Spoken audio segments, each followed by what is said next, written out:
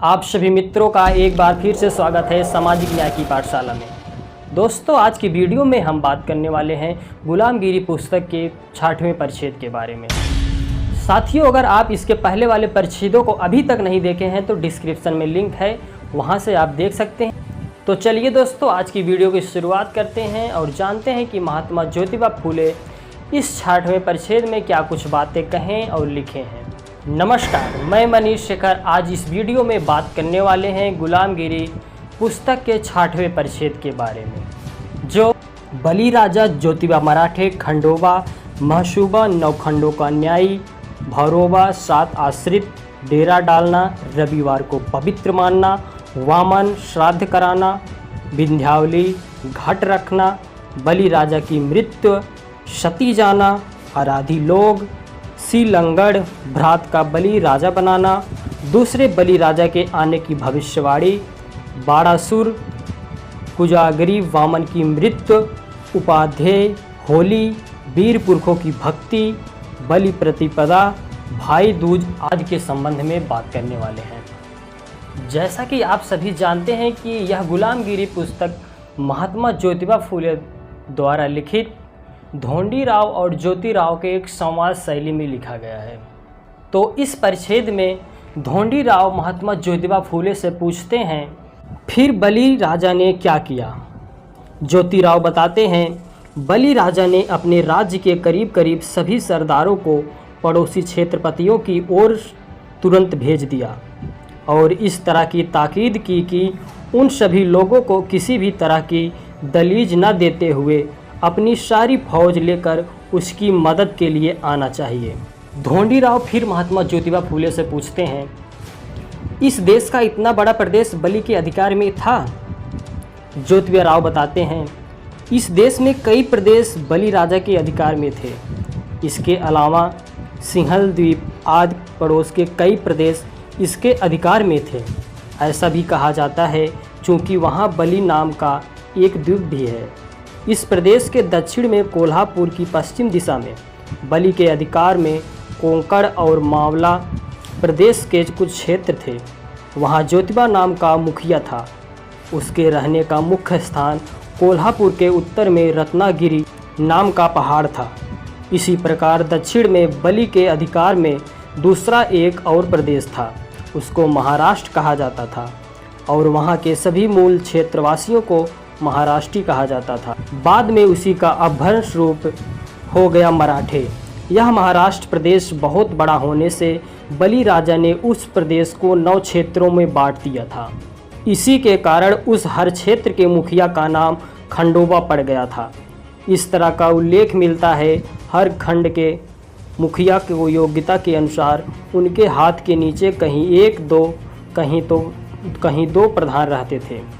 उसी प्रकार हर खंडोबा के हाथ के नीचे बहुत मल्ल मतलब पहलवान थे। इसके लिए उसको मल्लू खान कहते थे। उन 9 में जजोरी का खंडोबा एक था। यह खंडोबा नाम का मुखिया अपने पास पड़ोस के छत्रपतियों के अधिकार में रहने वाले मल्लों को ठीक करके उन्हें अपने वर्चस्व में रखता था, इसलिए उसका यह दूसरा नाम मल्लरी पड़ गया था। मल्हारी इसी का अपभ्रंश है। उसकी यह विशेषता थी कि वह धर्म के अनुसार ही लड़ता था। उसने कभी भी पीठ दिखाकर भागने वाले किसी भी शत्रु पर वार नहीं किया था, इसलिए उसका नाम मार्तोंड पड़ गया था, जिसका अपभ्रंश मार्तंड हो गया।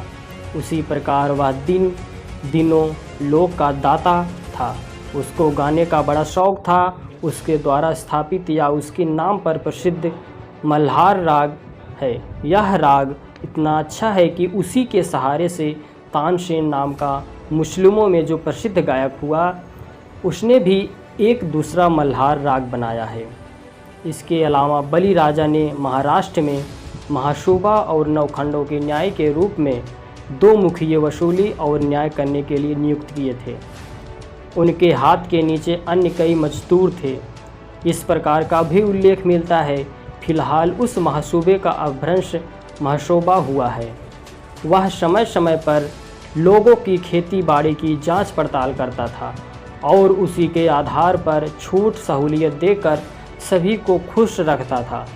इसलिए मराठों में एक भी कुल मतलब किसान ऐसा नहीं मिलेगा जो अपने खेतों बाड़ी के समय किसी भी पत्थर को महाशूबे के नाम पर सिंदूर की लीपापोती कर उसको धूप जलाकर उसका नाम लिए बगैर खेत में बोएगा। वे तो उसका नाम लिए बगैर खेत को हंसिया भी नहीं लगा सकते। उसके नाम का स्मरण किए बगैर खलिहान में रखे अनाज के ढेर को तौल भी नहीं सकते थे। उस बलि राजा ब्राह्मण सूबे प्रदेश बना करके किसानों से वसूली करने का तरीका यमन लोगों ने अपनाया होगा। इस प्रकार का तर्क दिया जा सकता है क्योंकि उस समय यमन लोग ही नहीं बल्कि मिस्र के सभी विद्वान यहाँ आकर ज्ञान पढ़कर जाते थे। उस तरह के भी प्रमाण मिलते हैं। तीसरी बात यह है कि अयोध्या के पड़ोस में काशी क्षेत्र के इर्द गिर्द कुछ क्षेत्र बलि राजा के अधिकार में थे।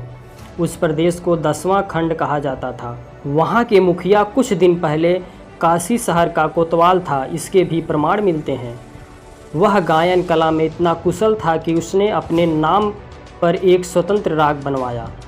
उस भैरव राग को सुनकर तानसेन जैसे प्रख्यात प्राप्त महागायक भी नतमस्तक हुए। उसने अपनी ही कल्पना से डौर नाम के एक वाद्य का भी निर्माण किया। इस डौर नाम के वाद्य की रचना इतनी विलक्षणी है कि उसके ताल सुर में मृदंग, तबला आदि वाद्य भी उसकी बराबरी नहीं कर सकते। लेकिन उसकी ओर ध्यान न देने से उसको जितनी प्रसिद्धि मिलनी चाहिए थी उतनी नहीं मिल सकी। उसके जो सेवक हैं उन्हें भैरववाड़ी कहते हैं, जिसका अपभ्रंश भराड़ी है। इसमें इस बात का पता चलता है कि बलि राजा का राज्य इस देश में आजपाल यानी राजा दशरथ के पिता जैसे कई क्षेत्रपतियों के राज्य से भी बड़ा था। इसलिए सभी क्षेत्रपति उसी के नीति का अनुसरण करते थे। इतना ही नहीं, उनमें से 7 क्षेत्रपति बलि राजा को लगान देकर उसी के आश्रय में रहते थे। इसलिए उसका नाम 7 आश्रित पड़ गया था। इस प्रकार का उल्लेख मिलता है। तात्पर्य उक्त सभी कारणों से बलि का राज्य विशाल था और वह बहुत बलशाली था। इस बात को प्रमाणित करने वाली एक लोक कहावत भी है। यह कहावत यह है कि जिसकी लाठी उसकी भैंस। इसका मतलब है जो बलवान है उसी का राज। बलि राजा कुछ विशेष महत्वपूर्ण काम अपने सरदारों पर सौंप देता था। उस समय बलि राजा अपना दरबार भरवाता था। वहाँ सबके सामने एक उल्टी थाली रख देता था। उस थाली में हल्दी का चूड़ और नारियल के फल के साथ पान का बीड़ा रखवा कर कहता था कि जिसमें यह काम करने की हिम्मत है वह यह बात पान का बीड़ा उठा ले। बलि राजा के इस तरह कहने पर जिसमें इस तरह के काम का हिम्मत होती थी वही हर हर महावीर की कसम खाकर हल्दी का तिलक माथे पर लगाकर नारियल और पान के बीड़े को हाथ में उठाकर अपने माथे पर रखकर बाद में अपने दुपट्टे में बांध लेता था। उसी वीर को बलि राजा का उस काम की जिम्मेदारी सौंप देता था। बाद में वह वीर बलि राजा की आज्ञा लेकर अपनी फौज के साथ पूरी शक्ति लगाकर शत्रु की फौज पर हमला बोल देता था। इसी की वजह से उस संस्कार का नाम तड़ उठाना पड़ गया होगा। उसका अपभ्रंश तड़ी उठाना हो गया। बलि राजा के महावीरों में भौरवों, ज्योतिबा तथा नौखंडों अपने रैयत की सुख सुविधा के लिए इसी तरह के शर्तियाँ प्रयास करते थे। आज भी मराठों ने कोई भी अच्छा कार्य प्रारंभ करने से पहले तड़ी उठाने का संस्कार अपना रखा है। उन्होंने अपने इस संस्कार के तहत बहिरोबा, ज्योतिबा और खंडोबा के देवता स्वरूप कबूल कर लिया और उनके नाम से तड़ी उठाने लगे। वे लोग हर हर महादेव, बहिरोबाचा या ज्योतिबाचा चंगा भला इस प्रकार का युद्ध सोग करते थे और बहिरोबा अथवा ज्योति का स्तुति गान करते थे। इतना ही नहीं, बलि राजा अपनी सारी प्रजा के साथ महादेव के नाम से रविवार के दिन को पवित्र दिन के रूप में मनाता था। इसकी पृष्ठभूमि में आज के मराठे यानी मातंग, महार, कुणबी और माली आदि लोग हर रविवार के दिन अपने अपने घर के उस कुलस्वामी के प्रतिमा को जल स्नान करवाकर उसको भोजन अर्पण किए बगैर वे अपने मुंह में पानी की एक बूंद भी नहीं डालते हैं। धोंडीराव महात्मा ज्योतिबा फुले से फिर एक बात पूछते हैं। वो कहते हैं, बलि राजा के राज्य की सरहद पर आने के बाद वामन ने क्या किया? ज्योतिराव बताते हैं, वामन अपनी सारी फौज लेकर बलि राजा के राज्य में सीधे घुस आया। उसने बलि राजा की प्रजा को मारते पीटते खदेड़ते हुए हाहाकार मचा दिया था।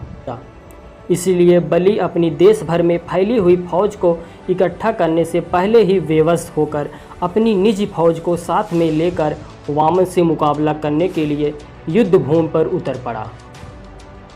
बलि राजा भाद्रपद वाद्य पद से वाद्य 30 तक हर दिन वामन और उसकी फौज के साथ लड़कर शाम को आराम के लिए अपने महल में आता था।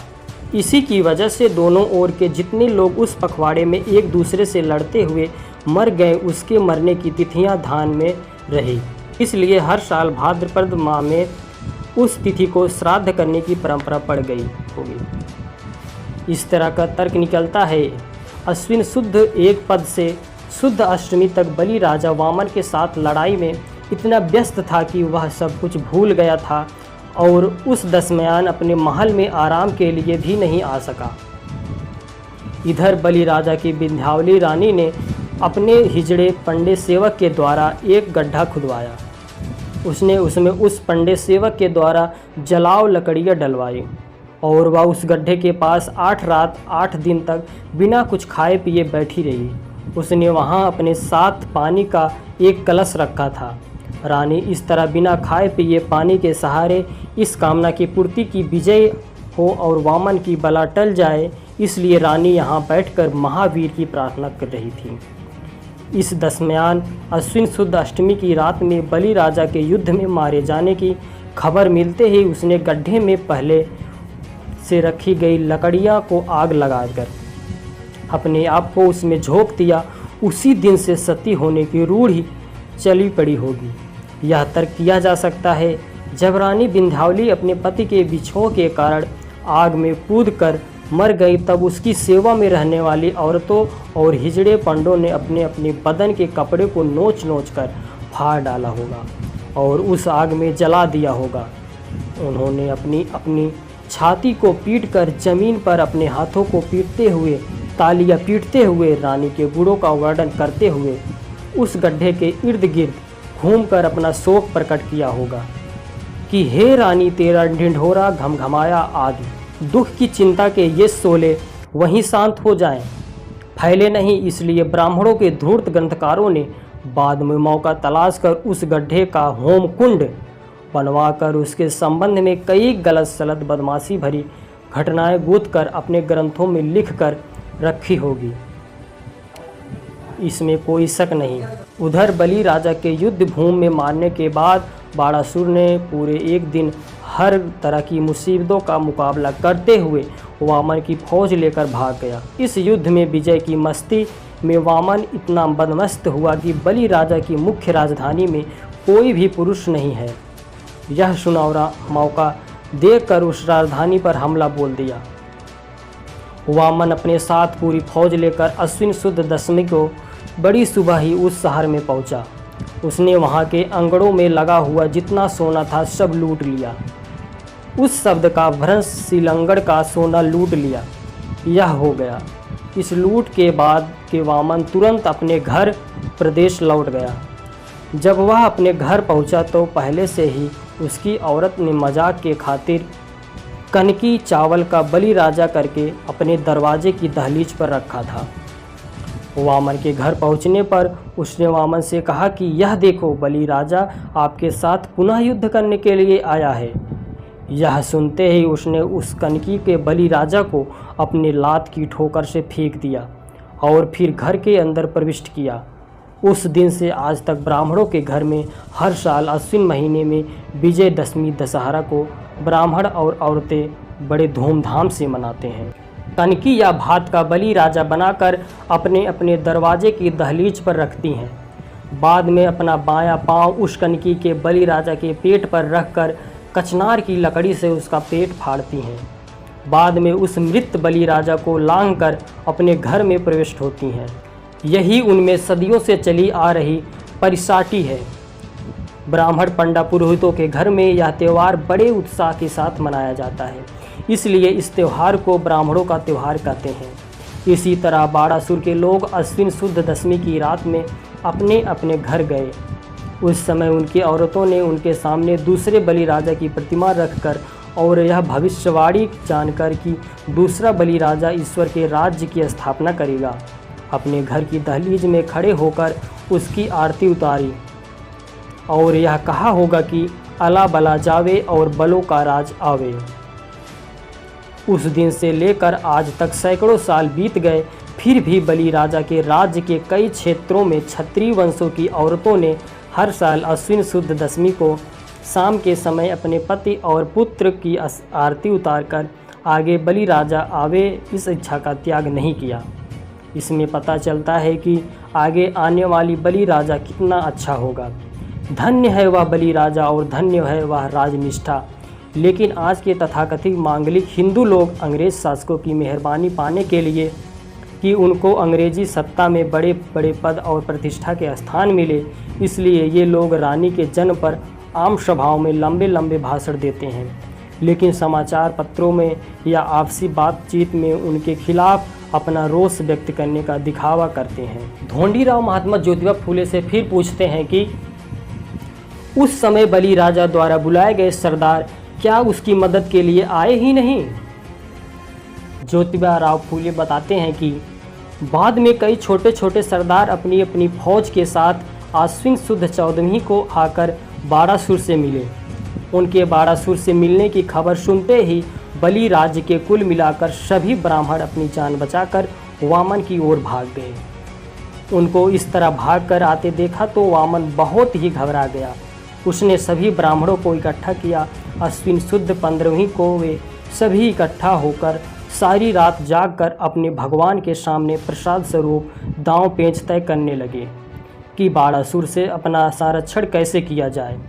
दूसरे दिन वामन अपने बाल बच्चों के साथ सारी फौज को साथ लेकर अपने प्रदेश की सीमा पर पहुंचकर बाड़ासुर का इंतजार कर रहा था। ढोंडीराव महात्मा ज्योतिबा फूले से फिर पूछते हैं कि बाद में बाड़ासुर ने क्या किया? महात्मा ज्योतिबा राव फूले बताते हैं, बाड़ासुर ने ना आओ देखा ना ताव देखा, उसने एकदम वामन पर हमला बोल दिया। बाड़ासुर ने बाद में उसको पराजित कर दिया और उसके पास जो कुछ था वह सब लूट लिया। फिर उसने वामन को उसके सभी लोगों के साथ अपनी भूमि से खदेड़कर हिमालय की पहाड़ी पर भगा दिया। फिर उसने उस वामन को दाने दाने के लिए इतना मोहताज बना दिया कि उसके कई लोग केवल भूख से मरने लगे। अंत में उसे चिंता में वहीं पर वामन अवतार का सर्वनाश हुआ, मतलब वामन भी मर गया। वामन के मरने के बाड़ासुर के लोगों को बड़ी खुशी हुई। वे कहने लगे कि सभी ब्राह्मणों में वामन एक बहुत बड़ा संकट था। उसके मरने से, उसके नष्ट हो जाने से हमारा शोषण उत्पीड़न समाप्त हो गया। उसी समय से ब्राह्मणों को उपाधि कहने की परिपाटी चली आ रही होगी। इस तरह का तर्क निकाला जा सकता है। बाद में उन उपाधियों ने अपने अपने घरों में युद्ध में मरे हुए अपने सभी रिश्तेदारों के नाम से चिता, जिसको आजकल होली कहा जाता है, जलाकर उनकी दाह क्रिया की, क्योंकि उनमें पहले से ही मृत आदमी को जलाने का रिवाज था। उसी प्रकार बाड़ासुर और अन्य तमाम क्षत्रिय इस युद्ध में मारे अपने अपने सभी रिश्तेदारों के नाम से फाल्गुन वाद्य पहला पद को वीर बनकर हाथ में नंगी तलवारें लिए बड़े उत्साह में नाचे कूदे और उन्होंने मृत वीरों को सम्मान किया। क्षत्रियों में मृत आदमी के शरीर को जमीन में दफनाने की बहुत पुरानी परंपरा दिखाई देती है। अंत में बाड़ासुर ने इस उपाध्याय के रक्षण के लिए कुछ लोगों को वहां रखा। शेष सभी को अपने साथ लेकर अपनी राजधानी में पहुंचा। बाड़ासुर के अपनी मुख्य राजधानी में पहुंचने के बाद जो खुशी हुई उसका वर्णन करने से ग्रंथ का विस्तार होगा। महात्मा ज्योतिबा राव फूले कह रहे हैं। इस डर की वजह से यहाँ मैं उस घटना का संक्षिप्त इतिहास दे रहा हूँ। बाड़ासुर अपने सारे जायदाद की गिनती करके अश्विनवाद त्रयोदशों की उसकी पूजा की। फिर उस नैवेद्य चतुर्दशी और वाद्य 30 को अपने सभी सरदारों को बढ़िया बढ़िया खाना खिलाया और सभी ने मौज मनाई।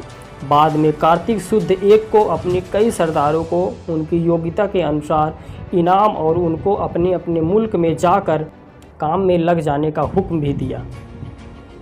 इससे वहाँ की सभी स्त्रियों को भी खुशी हुई। उन्होंने कार्तिक शुद्ध को अपने अपने भाइयों को यथासामर्थ्य भोजन खिलाया। उन्होंने उनको भोजन खिलाकर उनका पूरी तरह से समाधान किया। बाद में उन्होंने उनकी आरती उतारी और कहा कि अला बला जावे और बलों का राज आवे। इस तरह उन्होंने आने वाली बलि के राज्य स्मरण दिलाया। उस समय से आज तक हर साल दिवाली को भैया दूज के दिन क्षत्रिय लड़कियां अपने अपने भाई को आने वाले बलि राज्य का ही स्मरण दिलाती हैं। लेकिन उपाध्याय कुल में इस तरह का स्मरण दिलाने का रिवाज बिल्कुल ही नहीं है। धोंडीराव महात्मा ज्योतिबा राव फूले से एक सबसे महत्वपूर्ण और आखिरी प्रश्न पूछते हैं। वह पूछते हैं कि लेकिन बलि राजा को पाताल में गाड़ने के लिए आदिनारायण ने वामन अवतार लिया। उस वामन ने भिखारी का रूप धारण किया और उसने बलि राजा को अपने छल कपट में फंसाया। उसने बलि राजा से 3 कदम धरती का दान मांगा। बलि राजा ने अपने भोलेपन में उसको दान देने का वचन दे दिया। दान का वचन मिलने के बाद उसने भिखारी का रूप त्याग किया और इतना विशाल आदमी बन गया कि उसने बलि राजा से पूछा कि अब मुझे तीसरा कदम कहाँ रखना चाहिए। उसका यह विशाल काय रूप देखकर बलि राजा बेबस हुआ। उसने उस वामन को यह जवाब दिया कि अब तुम अपना तीसरा पांव मेरे सिर पर रख दो। बलि राजा का यह कहना सुनते ही उस गलीच गेंडे ने अपना तीसरा पांव बलि राजा के सिर पर रख दिया और उसने बलि राजा को पाताल में दफनाकर अपना इरादा पूरा कर लिया। इस तरह की बात ब्राह्मण उपाध्यायों ने भागवत आदि पुराणों में लिख रखी है। लेकिन आपने जिस हकीकत का वर्णन किया है उससे यह पुराण कथा झूठ साबित होती है। इसलिए इस बारे में आपका मत क्या है, यही हम जानना चाहते हैं। धोंडीराव महात्मा ज्योतिबा से पूछे।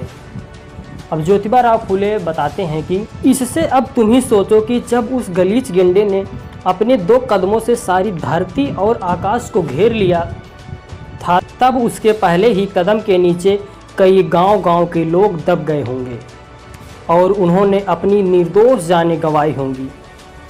दूसरी बात यह है कि उस गलीच गेंडे ने जब अपना दूसरा कदम आकाश में रखा होगा, उस समय आकाश में सितारों की बहुत भीड़ होने से कई सितारे एक दूसरे से टकरा गए होंगे।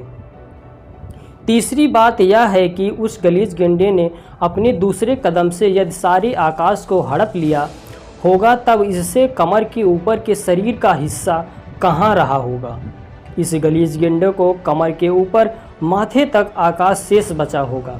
तब उस गलीच गेंडे को अपने ही माथे पर अपना तीसरा कदम रखना चाहिए था और अपना इरादा पूरा करना चाहिए था। लेकिन उसने अपना इरादा पूरा करने की बात अलग रख दी और उसने केवल छल कपट से अपना तीसरा कदम बलि राजा के माथे पर रख दिया और उसको पाताल में दफना दिया। उसकी इस नीति को क्या कहना चाहिए। धोंडीराव फिर पूछते हैं कि क्या सचमुच में वह गलीच गेंडा आदि नारायण का अवतार है। उसने इस तरह की सरेआम धोखेबाज कैसे की। जो लोग ऐसे धूर्त दुष्ट आदमी को आदि नारायण मानते हैं, उस इतिहासकारों को छी छी करते हुए हम उनका निषेध करते हैं, क्योंकि उन्हीं के लेखों से वामन छली, धोखेबाज, विनाशकारी और हरामखोर साबित होता है। उसने अपने दाता को ही, जिसने उस पर उपकार किया था, दया दिखाई थी, उसी को पाताल में दफना दिया। ज्योतिबा राव फूले फिर बताते हैं और कहते हैं कि चौथी बात यह है कि उस गलीच गेंडे का सिर जब आकाश को पार करके स्वर्ग में गया होगा, तब उसको वहाँ बड़े जोर से चिल्लाते हुए बलि से पूछना पड़ा होगा कि अब मेरे कदमों में सारी धरती और आकाश समेट गए, फिर अब आप ही बताइए कि मैं तीसरा कदम कहाँ रखूं और अपना इरादा था, आपके इरादे को कैसे पूरा करूं, क्योंकि आकाश में उस गलीच गेंडे का मुंह और पृथ्वी पर बलि राजा, इसमें अनगिनत कोसों का फासला रहा ही होगा। और आश्चर्य की बात यह है कि रसियन, फ्रेंच, अंग्रेज और अमेरिकी आदि लोगों में किसी एक को भी उस संवाद का शब्द नहीं सुनाई दिया। यह कैसी अजीब बात है। उस प्रकार धरती के मानव बलि राजा ने उस वामन नाम के गलीच गेंडे को उत्तर दिया कि तुम अपना तीसरा कदम मेरे माथे पर रख दो, फिर वह बात उसने सुनी होगी, यह भी बड़े आश्चर्य की बात है, क्योंकि बलि राजा उसके जैसा बढ़ेगा आदमी नहीं था। पांचवी बात यह है कि उस गलीस गेंडे के बोझ से धरती की कुछ भी हानि नहीं हुई। यह कैसे आश्चर्य की बात है। ढोंडी राव फिर पूछते हैं, यदि धरती की हानि होती तब हम यह दिन कहाँ से देखते। उस गलीस गेंडे ने क्या क्या खाकर अपनी जान बचाई होगी। फिर जब वह गलीस गेंडा मरा होगा तब उसके उस विशाल लाश को शमशान में ले जाने के लिए कंधा देने वाला 4 लोग कहाँ से मिले होंगे। वह उसी जगह मर गया होगा, यह कहा जाए तब उसको जलाने के लिए पर्याप्त लकड़ियाँ कहाँ से मिली होंगी। यदि उस तरह की विशालकाय लाश को जलाने के लिए पर्याप्त लकड़ियाँ नहीं मिली होगा, यह कहा जाए तब उसको वहीं के वहीं कुत्ते सियारों ने नोच नोच कर खा लिया होगा और उसका हलवा पस्त किया होगा। तात्पर्य यह है कि भागवत आदि पुराणों ग्रंथों में उक्त प्रकार की शंका का समाधान नहीं मिलता है। इसका मतलब स्पष्ट है कि उपाध्यायों ने बाद में समय देखकर सभी पुराण कथाओं को इस तरह के ग्रंथों की रचना की होगी, यही सिद्ध होता है। तब ज्योतिबा राव फूले कहते हैं, तात आप इस भागवत पुराण को एक बार पढ़ लें, फिर आपको ही उस भागवत पुराण से ज़्यादा इस पर नीति पर अच्छी लगेगी। साथियों, अगर आपको यह ऑडियो बुक वीडियो अच्छी लगी हो तो वीडियो को लाइक करें, कमेंट करें और इस तरह की वीडियो देखने के लिए हमें सब्सक्राइब करें। और अगर फेसबुक पर देख रहे हैं तो हमें फॉलो ज़रूर करें और हाँ, शेयर करना बिल्कुल ना भूलें। तो चलिए दोस्तों, आज की वीडियो में बस इतना ही। तो मिलते हैं किसी अगले वीडियो में तुम्हें नई जानकारी के साथ। बहुत बहुत धन्यवाद।